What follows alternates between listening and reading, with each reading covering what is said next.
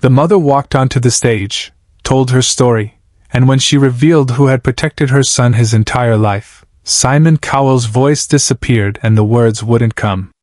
Cameras were rolling live. The America's Got Talent theater packed with audience members expecting the usual mix of talent, dreams, and Simon's sharp critiques.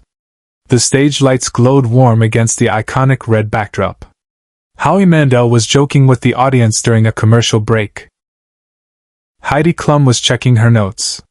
Sofia Vergara was laughing at something a producer had whispered to her.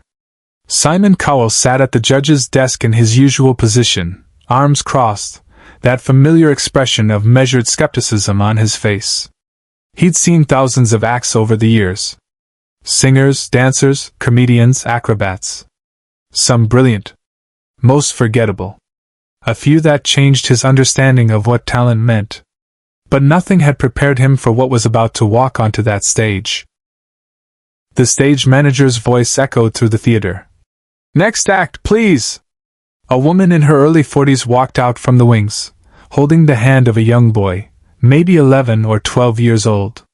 She wore simple clothing, nothing flashy. No elaborate costume. No performance outfit. Just a mother in jeans and a modest blouse, holding her son's hand like it was the most precious thing in the world.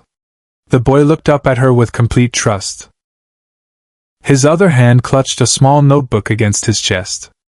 Terry Crews, the host, greeted them with his trademark warmth. "Welcome to America's Got Talent. Tell us your names." "I'm Rebecca Thompson," the woman said, her voice quiet but steady. "And this is my son, Michael. And what will you be doing for us today?" Rebecca hesitated. Her hand tightened around Michael's. "We're not here to perform, actually. We're here to tell a story. And to say thank you to someone who saved my son's life." The audience murmured, confused. Simon's eyebrows raised slightly. This was already breaking the format. Acts performed. They didn't come out to tell stories. They didn't come out to say thank you. Howie leaned forward. "I'm not sure I understand. This is a talent competition. If you're not performing, please," Rebecca interrupted, her voice cracking slightly. "Just give me 5 minutes. What I need to say, it matters. And there's someone in this room who needs to hear it." Simon stopped the show. No one knew what was happening. Simon held up one hand, silencing Howie. His eyes were locked on Rebecca and Michael, studying them with that intense focus he reserved for moments when something felt different. When his instincts told him to pay attention. "Go ahead," Simon said simply. "We're listening." Rebecca took a deep breath. Michael squeezed her hand. And she began. "3 years ago, my son was diagnosed with leukemia. Stage 3. The doctors gave him a 20% chance of survival. He was 9 years old." The theater went completely silent. The kind of silence that descends when strangers collectively hold their breath. "We started treatment immediately," Rebecca continued, her voice steady despite the tears beginning to form in her eyes. "Chemotherapy. Radiation. Experimental treatments. Michael was so brave. He never complained. Even when he lost his hair. Even when he was so sick he couldn't get out of bed. Even when the pain was so bad I could see it in his eyes, but he'd still smile at me and say, 'I'm okay, Mom.'" Simon's arms had uncrossed. He was sitting perfectly still, his full attention on this woman and her son. "The treatment was brutal," Rebecca said. "We lost our house. I lost my job because I couldn't leave Michael's side at the hospital. We were living on donations from the church. I was terrified. Not just of losing my son but of not being able to pay for the treatment that might save him." She paused, looking down at Michael, who was staring at his shoes, his face flushed with the discomfort of being the center of attention. One day, about 18 months into treatment, the hospital administrator came to our room. She said someone had paid off our entire medical bill. $240,000. Gone. Just like that. Gasps rippled through the audience. Simon's jaw tightened almost imperceptibly. "I asked who did it," Rebecca continued. They wouldn't tell me. The donor requested complete anonymity. All they said was that someone had seen a local news story about Michael's battle and wanted to help. I spent months trying to find out who it was. I wrote letters to the hospital. I contacted the news station. Nothing. Whoever did this didn't want to be found. Terry Crews, who had been standing off to the side, had tears streaming down his face. Heidi Klum was openly crying. Howie Mandel had his hand over his mouth. But 6 months ago, Rebecca said, her voice growing stronger, I finally found out. Michael's oncologist, the doctor who saved his life, she told me something just before she retired. She said she wasn't supposed to say anything, but she felt I had a right to know. She told me the donor's name. Rebecca turned to face the judge's table directly. Her eyes locked on Simon Cowell. It was you, she said simply. You paid for my son's treatment. You saved Michael's life. Subscribe and leave a comment, because the most powerful part of this performance is still ahead. The theater erupted. Not in applause, not yet, but in collective shock. Hundreds of people gasping, crying, some standing already. The other judges turned to look at Simon, who sat frozen in his chair. His face had gone pale. His hands gripped the edge of the desk. His mouth opened slightly as if to speak, but no words came out. Simon Cowell, the man famous for his cutting remarks, his brutal honesty, his ability to deliver crushing verdicts without flinching, was completely speechless. Rebecca walked forward, still holding Michael's hand, until they were standing directly in front of the judge's desk. Michael was crying now, his small shoulders shaking. I know you don't remember us, Rebecca said, her voice gentle. The news story was just one of hundreds you probably see. And I know you probably help people all the time without anyone knowing. But I need you to understand what you did. She knelt down beside Michael, her arm around his shoulders. This is my son. He's 12 years old now. He's been cancer-free for 8 months. He loves drawing, that's what's in his notebook, his drawings. He wants to be an artist someday. He plays soccer. He makes terrible jokes. He's the most beautiful thing in my life. Her voice broke. And he's alive because of you. Because you saw a story about a sick little boy you never met, and you decided that his life mattered. That he deserved a chance. Simon's hand had moved to cover his mouth. His eyes were glistening. The legendary judge who had made contestants cry with his harsh critiques was now fighting tears on live television.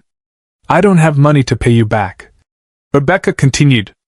I don't have anything except this, the chance to stand in front of you and say thank you.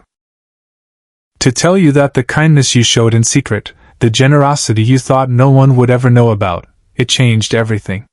You gave me my son back. Backstage, producers were begging him to continue, but he didn't.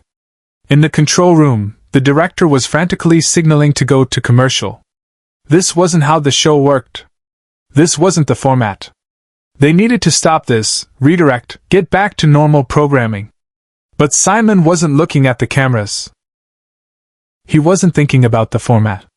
He was staring at this woman and her son, and something was happening that the audience, the other judges, the millions watching at home could all see but none could quite name. Simon Cowell was breaking. He stood up slowly. Not the performative standing he did sometimes to deliver a verdict. This was different. Uncertain. Like he wasn't sure his legs would hold him. He walked out from behind the judge's desk. Past the other judges, who watched in stunned silence. Across the open space between the desk and the stage. He climbed the stairs, 3 steps up to where Rebecca and Michael stood. The theater was absolutely silent. Every camera zoomed in. Every audience member leaning forward. Terry Crews had stopped wiping his own tears, frozen in place watching this unfold. Simon stood in front of Rebecca and Michael. Up close now, not separated by the theatrical distance of stage and judge's desk. Just 3 people in a circle of light. Simon started then stopped. His voice was rough, barely controlled. I didn't do it for recognition. I didn't want anyone to know. I know, Rebecca said softly. That's what makes it matter even more. Simon looked down at Michael, who was staring up at him with wide, tear-filled eyes. How are you feeling? Simon asked the boy gently. Really feeling? Michael's voice was small but clear. I'm good. I get tired sometimes. But I'm good. Simon nodded, his jaw clenching and unclenching as he fought for composure. What's in the notebook? Michael held it out with trembling hands. Drawings. I draw pictures of things I'm grateful for. May I see? Michael opened the notebook. Page after page of pencil drawings. His mother. His hospital room. The doctors. The church that helped them. And there, near the end, a drawing of a man sitting at a desk, clearly meant to be Simon, though drawn with a child's hand. With the words, "Thank you for my life," written carefully underneath. Simon stared at the drawing for a long moment. When he looked back up, tears were streaming down his face. No attempt to hide them. No effort to maintain the composed exterior that had defined his television persona for decades. But what happened next, no one in the theater, or watching at home, could ever forget.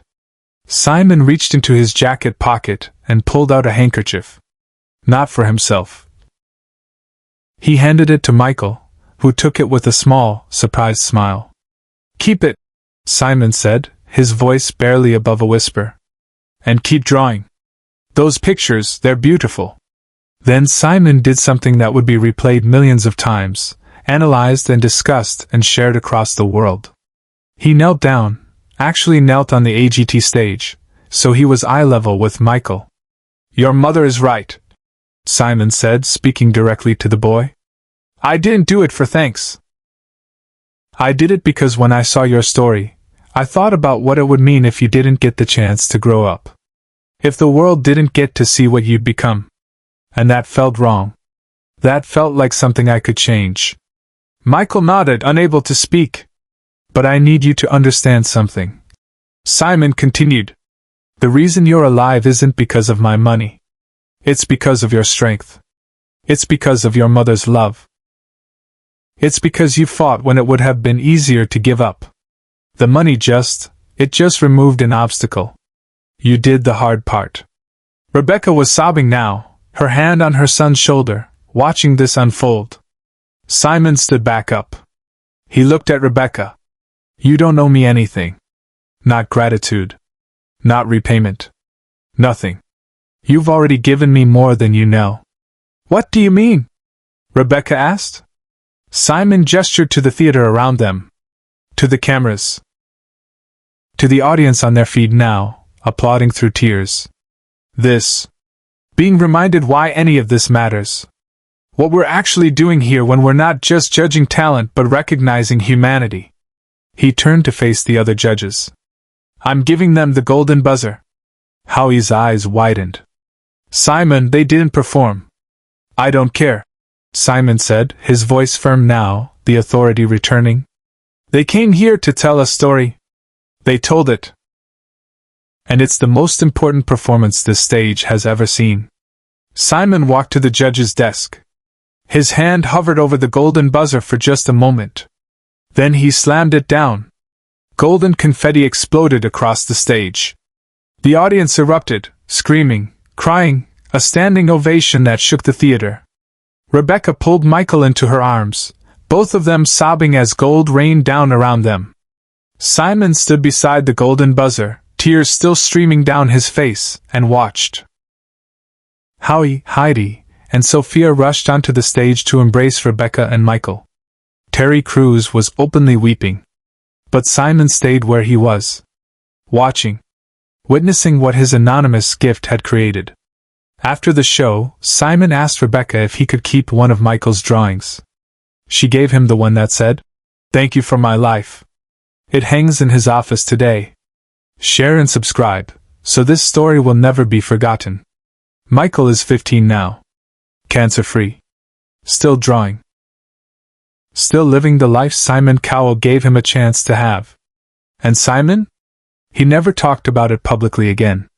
But those who work with him say that night changed something. Made him softer. More willing to see beyond talent to the person standing on that stage.